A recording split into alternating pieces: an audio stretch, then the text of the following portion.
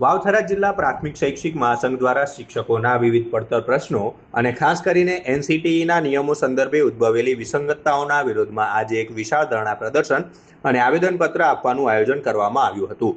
મહાસંઘ દ્વારા આપવામાં આવેલા આવેદનપત્રમાં મુખ્યત્વે 23 ઓગસ્ટ 2010 પહેલા નિયુક્ત થયેલા શિક્ષકોને ટેટ પરીક્ષામાંથી મુક્તિ આપવા અથવા લાયકાતમાં યોગ્ય છૂટછાટ આપવાની માંગ કરાઈ છે।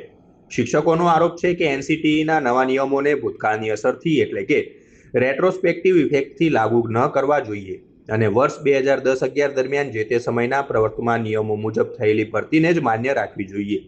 આ ઉપરાંત સીપીએડ, ડીપીએડ, બીપીએડ અને એનટીટીઆઈ ધારક શિક્ષકોની લાયકાત અને સિનિયોરિટી બાબતે હાઈકોર્ટના ચુકાદાઓને ધ્યાને રાખી શિક્ષકોના હિતનું રક્ષણ કરવા ઉગ્ર રજૂઆત કરવામાં આવી છે।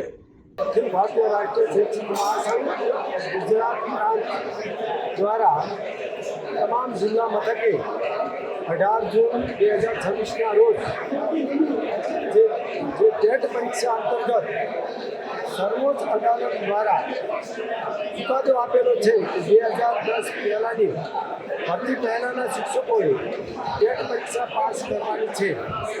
જે અંતર્ગત આજે વાવથરા જિલ્લાના શિક્ષક ભાઈ બહેનો એકત્ર થયા છીએ અને માન્ય કલેક્ટર સાહેબશ્રીને આવેદનપત્ર આપવાનું છે।